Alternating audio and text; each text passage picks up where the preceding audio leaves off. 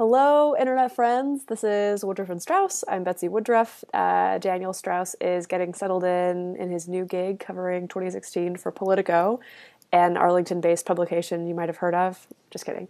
And Jim Newell is in for him today. Jim is a politics writer for Salon.com on the internet. Yep. And anything else people need to know about you, Jim? You've been on here a bunch of times. I'm on here all the time. Basically all the time. I'm going to try and pull sort of a Lester Holt, so that Daniel can never have his job back when he's Totally. returned from his break or whatever. Screw that guy. We don't need him. We get huge ratings. Just like Donald Trump. Done. Awesome. So today we are going to talk about three things, all of which are really interesting. We're going to talk about how Republicans could potentially repeal the Affordable Care Act, given that the Supreme Court did not do that for them, to their chagrin. We're also going to talk about the gay marriage issue, whether or not it is a non-issue for 2016, the extent to which social conservatives still matter, and we'll talk about everyone's favorite New Jersey Governor, Chris Christie, who is maybe going to be president. We don't know. Anything could happen. Pretty much, yeah. So you want to lead us off talking about ACA repeal, Jim? Sure. So just in case anyone missed the big news last week, a case that could have gutted the availability of subsidies for health insurance exchanges last week was thrown out by the Supreme Court, 6-3. Justices Roberts and Kennedy were the conservatives who sided with the liberals. So conservatives had hoped that would sort of gut the Affordable Care Act, and then they would have leverage to restore it and reform it or repeal it or whatever they want to do with it. But now that's all moot. So now we're looking at what's going to happen next with Obamacare, because conservatives and Republicans still very much don't like it. So you have to look, it's going to go back to the legislature now, and you have to look at what's going to happen in 2017 if Republicans maintain control of the House and Senate and win the White House back. And the question is, could they still do a legislative repeal of it? I tend to think that they should, and President Obama had said that the Affordable Care Act is here to stay, which was sort of his preferred outcome, but I don't think that's true at all. I think if Republicans have unified control of the government, they're going to be under immense pressure to get rid of the Affordable Care Act, and they're going to have to, just a little bit, and sort of an issue that's kind of important to the base. I don't know. Yeah, somewhat. I mean, they've been promised for a while, and everyone says they want to repeal it. So, and I don't think that they're going to be able to hide behind any sort of procedural excuse or whatever, like, well, Democrats filibustered, or it's just too technical. We couldn't get it, through all the veto points in the Senate. Well, and haven't Jeb and Scott Walker maybe both said that they would toss the filibuster to repeal the ACA? Right. So these are sort of the two options. The first option, which they're sort of trying in the Senate now just as an exercise because the president would veto it anyway, they're trying to see if they can repeal it through reconciliation, which is, it's a complicated process, but basically they get one piece of legislation each year where they can pass it with a simple majority in the Senate. They can bypass the filibuster. But budget reconciliation has all of these procedural problems because, one, it has to reduce the deficit, and a repeal of Obamacare would increase the deficit. Although we have a new CBO director who might score it differently, right?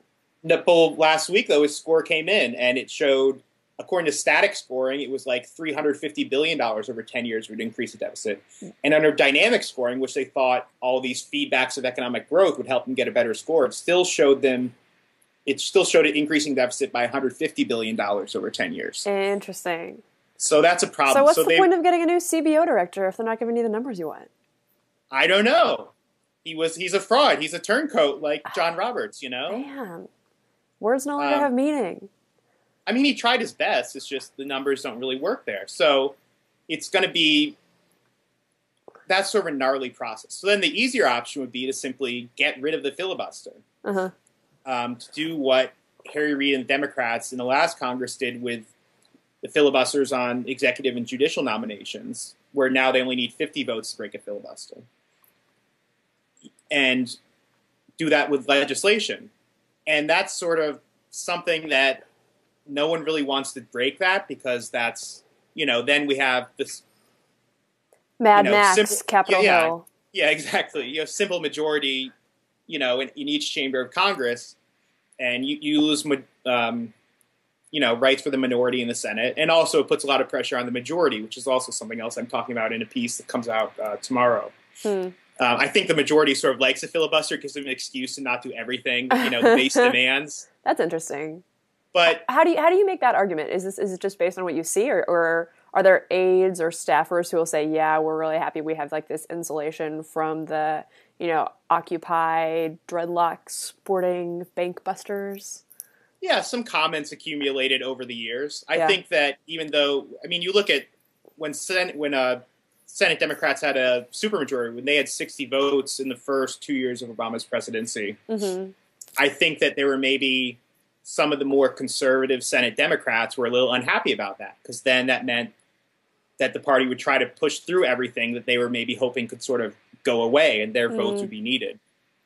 So that was, I don't know, it's a little tricky. But yes, as you said, Jeb Bush and Scott Walker have both said they're open to the possibility of getting rid of the filibuster, which is quite a big change, Yeah, no kidding. But to me, I think the Senate would resist that. It's not up to the president, first of all. It's it's up to Mitch McConnell. But I do think there's going to be so much pressure to get this repeal through that they may end up doing it.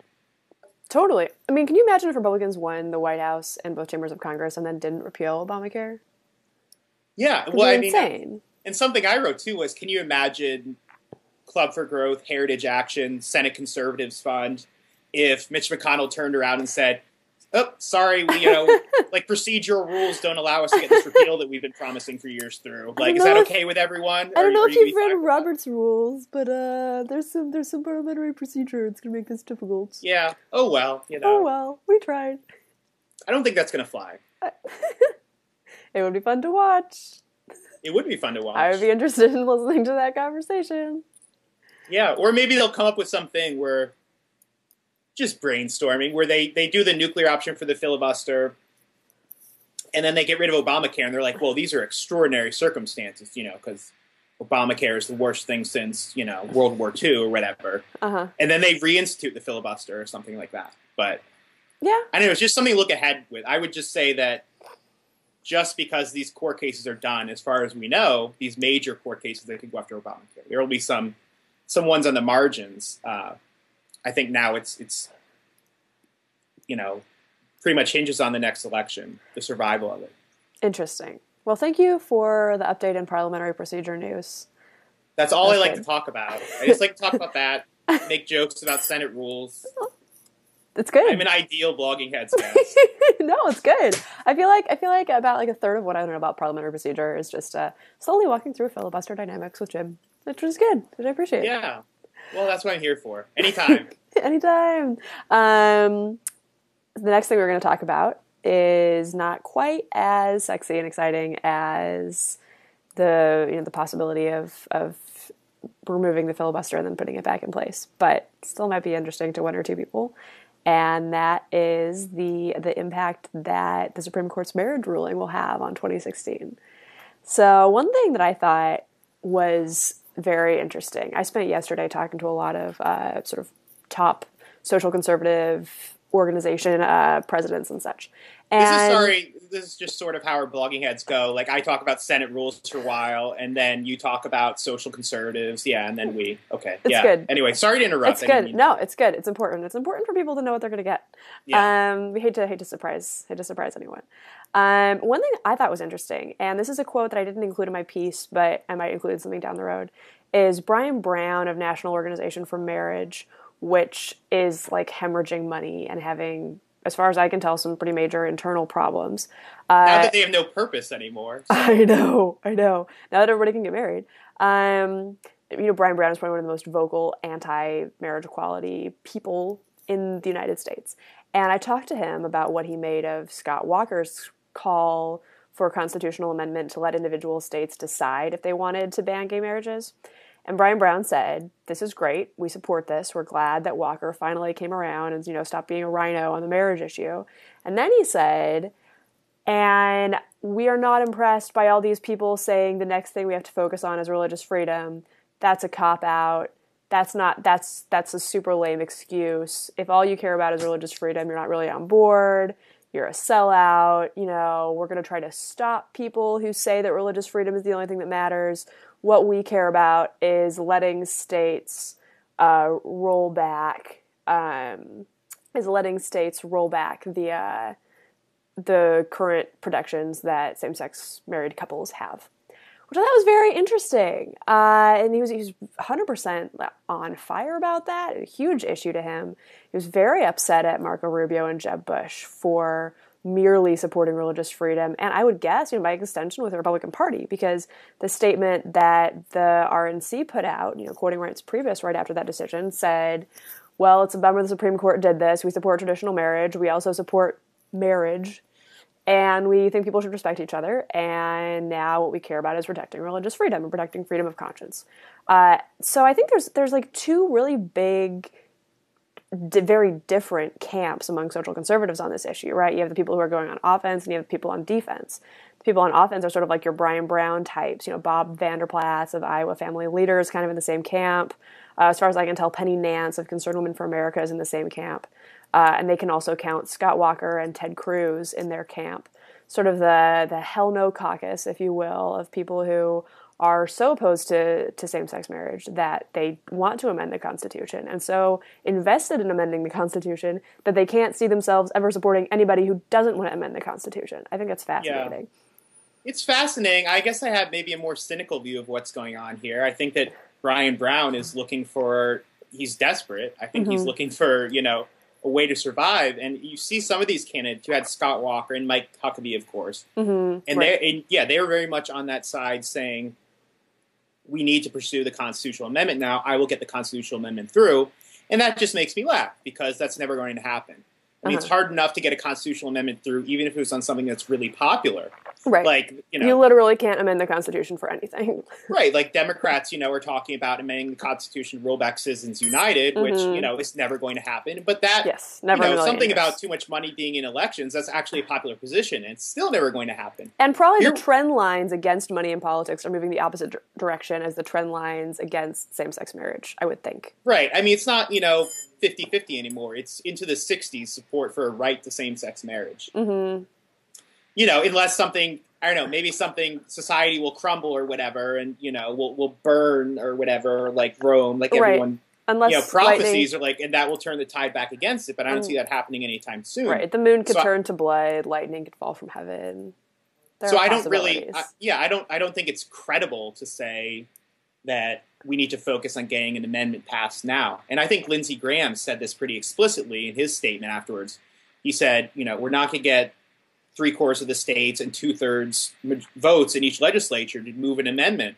So we just now need to sort of focus on the next stage, which is protecting religious liberties. And I can see why Brian Brown, would be upset with that, because now what's his job?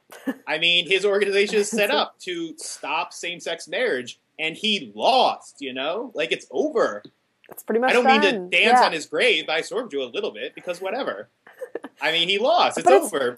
But it's interesting to me, and I agree with you in terms of what things we can expect to happen in the future, right? This isn't even opining. This is, here are some things that are going to happen in the future. Here are some other things that are not going to happen in the future. It strikes me as self-evident or as not controversial to say, yeah, we're probably not going to amend the Constitution to let states make it hard for gay people to get married. Probably not going to happen. If you want to say, like... Seems like a safe bet, not going too far out on a limb there.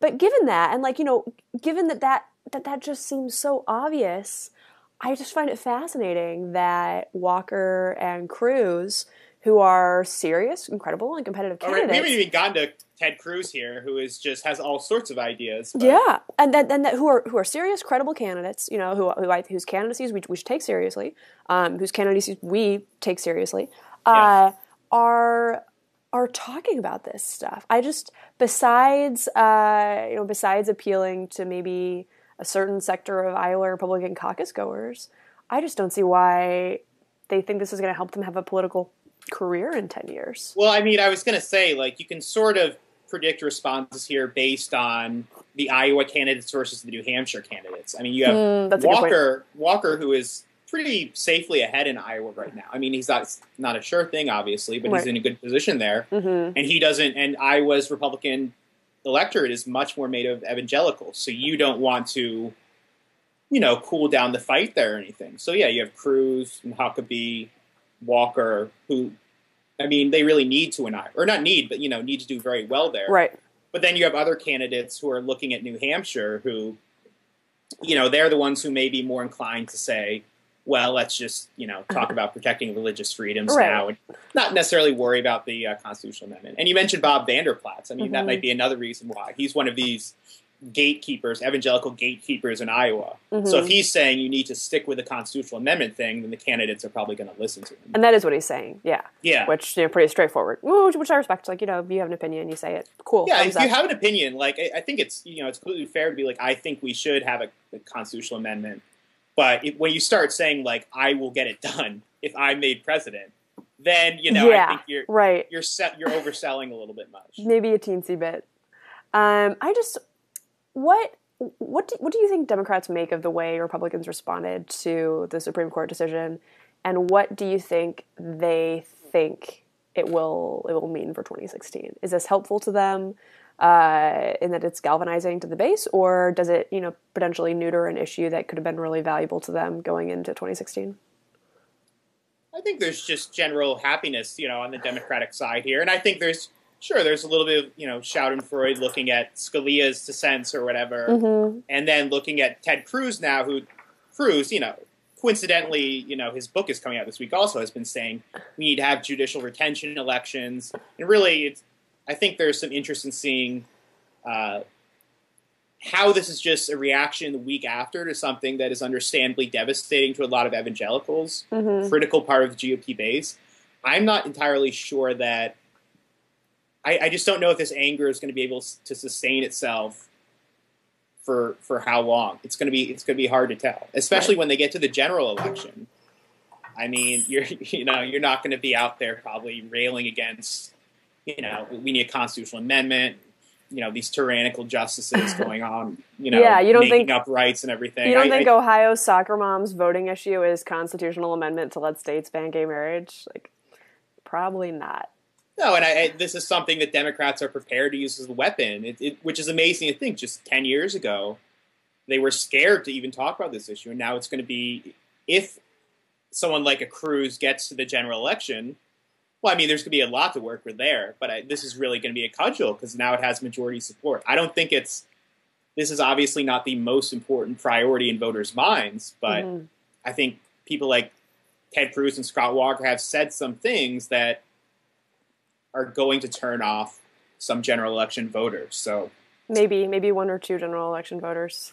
Maybe one or two. But you look at Rubio and Jeb, and they have been very, I'm disappointed with this. I think it was the wrong decision, but it's time to focus on the next stage now. Right.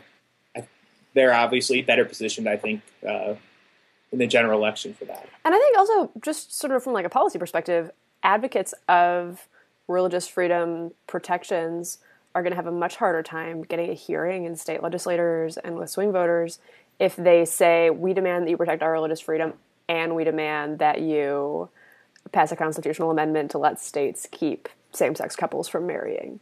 It seems like you have a finite amount of political capital if you're a social conservative activist. And to expend all that capital on pushing for a dead-on-arrival constitutional amendment, just from a strategic perspective, probably doesn't make a lot of sense. Yeah, and this religious freedom stuff, when you see people shutting down a pizza shop in Indiana briefly, that is not a good look for the Democratic Party, for liberals. And I think people realize it's, there's some real fruit if the GOP takes that position. I think that the public would probably side with them on that. Totally. It's not nearly as hard of a sell as we need to make sure that states can keep these couples from getting married because we really, really, really, really, really don't want them to get married because it would be bad. Yeah. So it's interesting. I mean, I know there was lots of reporting after the decision on Friday that Republicans are secretly relieved. Secretly relieved this is off the table. They don't have to deal with it anymore. Which, on the one hand, it's not off the table. It's they're still going to have to talk about. Yeah, I was questioning about that. There are probably some people who are glad it's over, but Well, and Cruz and Walker are keeping it But on the it's table. it's definitely not off the table Right. yet. Cruz and Walker are keeping it on the table, and they're going to use its presence on the table to go after other Republican contenders. That seems pretty obvious. But I guess it was interesting to me that I didn't see a lot of reporting on sort of the Democratic corollary, that while Republicans are relieved it's no longer an issue, are Democrats secretly disappointed it's not an issue anymore, given that it's become so popular so fast. I don't know. I haven't read much on that either. Yeah. Um, And I would imagine, that would be incredibly, phenomenally cynical of Democrats to say, let's keep couples from getting married for another year and a half so that it'll make it slightly easier for us to win Virginia. Like, that would have been pretty shitty. Yeah, I mean, no party is happy to lose a wedge issue like that, especially one that, but again, Cruz and Walker, if this becomes the predominant view in the party, if they pick up steam there, then that gives Democrats more to say. Yeah, I mean, and Democrats will be disingenuous in their pitches too, because just like Republicans are saying, we'll get a constitutional amendment through, and that's never going to happen. Democrats will say, you need to elect us, or Republicans will get a constitutional amendment through. And it's not going to happen. Yeah, no, you're definitely right. Well, speaking of things that are happening, and 2016, we have a new 2016 candidate, which is very exciting as of Tuesday. Who I imagine are salon readers interested in Chris Christie? Does he do well for you guys? Yeah, he does pretty well. We tend to opine on Chris Christie sometimes. Yeah. Except when we, like the rest of the American people, forget about him for 3-month periods of time because he's sort of fallen so quickly. I've written a bunch about Christie recently, and he was actually, you see everyone getting in the field. Mm-hmm. He was the one who I thought might look at everything and look how everyone else has gotten in and say, maybe I won't do this. Yeah. Nope. Wrong. Nope. Wrong. Yeah. Has anyone said that besides Romney? Well, Paul Ryan, very That's early true. on, and then John Bolton. Oh yeah, John Bolton. No Bolton. I don't know why. I mean, the stage was set for him to just sort of sweep through. He had a pathway. I know. Yeah, no, that's a good point. So one thing that I think is interesting about sort of the Christie media project is that I feel like him and Rand Paul over the last 2 years, even since 2012, have gotten maybe collectively 50% of the coverage of potential 2016 Republican candidates. I mean, the amount of media attention Christie gets, the amount of time he spends on Morning Joe, the number of magazine covers he gets, the number of most influential human beings on the planet lists that he's on. Between him and Rand Paul, I don't think there's another Republican that has remotely the same level of hype, if you will. And I think that in that 2-year window, I think his attention would be very much back-ended in the early part of that. Because the first 6 months of this year, he hasn't gotten much attention at all. Totally. That's true. But I think you could maybe argue that Chris Christie is sort of Republicans' Wendy Davis, not in terms of any public policy difference, but just in terms of a candidate for an office who gets almost limitless attention from Acela Corridor Media, who is a household name, who's extremely recognizable, has very high name ID, has sort of an iconic persona, if you will, and then who, when election time came around, just kind of farted out. And obviously, it's possible that Christie Mentum will happen, and yeah. I don't know, maybe when the city of New York has been destroyed by lightning bolts because of our support for sodomy marriage, maybe then it'll be easier for Christie to pull off a win. And I think it's very analogous to the kind of fawning media coverage that Wendy Davis got that did not precipitate good election outcomes or even good polling outcomes. So just kind of a cautionary tale, I guess, of trying to game out some of these competitive races way too early. I don't know. What do you think? Well, I do think so. He hasn't fallen from grace for no reason. Back when he won re-election in 2013 with, 60-some% of the vote in New Jersey, a good share of Hispanic voters and African-American voters, and he was viewed very favorably by the national GOP, and he was showing up well in national polls. So, yeah, people said he looked like he was in good shape going to the election, and he certainly did. But then Bridgegate happened. A bunch of other scandals have come forth. The economy in New Jersey is not that great. The credit has downgraded 9 times. his approval rating has come down in New Jersey from like 70%. The most recent recording was 30%, which is extremely terrible. Wow. I mean, that's like Bush. That's like George W. Bush in 2008. Yeah, yeah. And if you look at, for me, the most damaging numbers, he could surge at some point. He could have his moment or whatever. But if you look at his, when they do national polls or polls of Iowa or New Hampshire, when they ask, net favorability, or when they ask, could you imagine voting for this person, Christie is frequently the only person with net unfavorable ratings in the field. Wow. Or viewed, by the most people as I could never vote this person. It's usually between him and Donald Trump. Wow. I didn't realize that. That's so those are really bad. No, it's really bad, and I'm a little bit surprised. But that means that he could catch fire a little bit. Like, look at Donald Trump. He's had a little boost now. He's at like 10 or 11%, but he's not going to get much higher than that because he has such a low ceiling. Mm-hmm. There's not. You look at Rubio. Rubio in New Hampshire is maybe around like 5 or 6%, but his net favorability rating, I think, in the Suffolk poll, it was like 61 favorable, 14 unfavorable. Mm-hmm. Yeah, so he's ready for a spurt, and people are open to him. Mm-hmm. Christie doesn't have that. Trump is a joke. He doesn't really have that either. Yeah. But he's, if Christie were to do well, he would really have to change people's fundamental impressions of himself, which maybe he could do, but I'm not sure. It seems like a lot of people have sort of made up their mind about him. And he's been exposed for so long. He's been a national Republican political figure for a really long time. His name ID is high.